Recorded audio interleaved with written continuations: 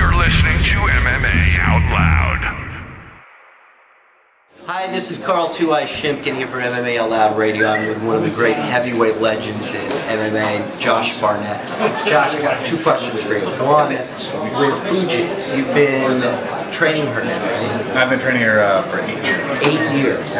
And what do you find with Fausto? What do you find that her biggest risk is there for Fujii? You know what? Allowing Fausto to gain. I mean, basically, Fausto doesn't have the pool of techniques to win this fight as a whole, in general. But if she can, if any fighter can push their agenda upon the other, control the pace and the timing and the distance, well, then that can be difficult. But now you were a great wrestler too, wrestler. With Fujii's great submission artist, judo, maybe do a throw or something. Well, I fully expected she to go and toss on her. You did. Okay, so you would say now. So you're not worried at all about that. No, I mean I'm not taking anything lightly, right. But I think that we put the right things together, and it's just a matter of Megumi going out and executing. I know that within her, she's got the ability to knock her out or submit her. Right? She's a complete fighter. And what do you think overall now with Strikeforce, which you've just recently signed with? They have a female division.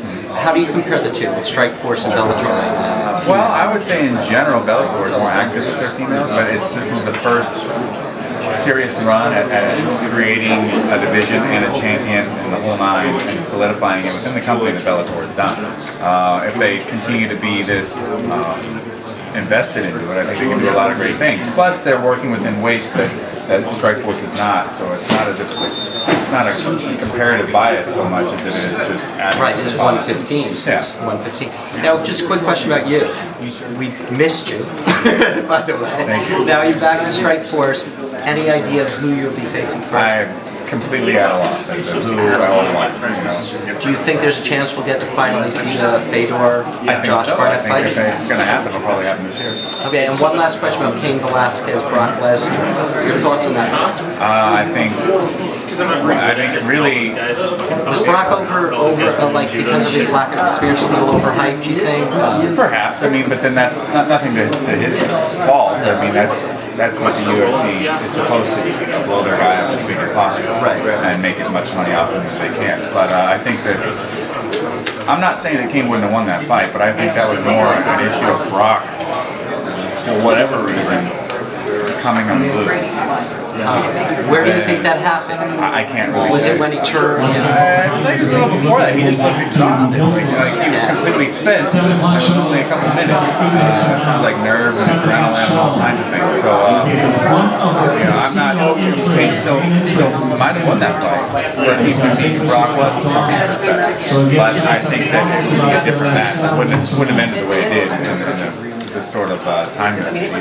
Yeah, it seemed a bit of inexperience. But you go in there and you do your best, and Cain put together a great game plan and he executed.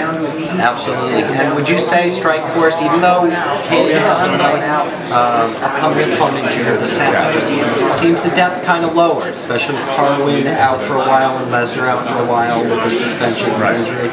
Who has the better division? It's Strikeforce. Strikeforce has a better division. I think it's not. I mean, if you look at, like I say, we've got more wins under our belts than they have total fights.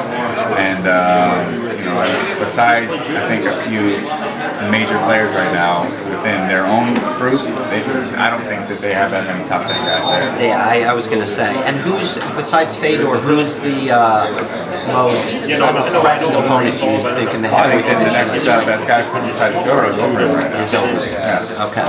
I love it. Even over Verdun. Yes. Absolutely. Well, you've been great, man. Thank you so much. Thank you. This is Josh Barnett on MMA Out Loud. Awesome, baby.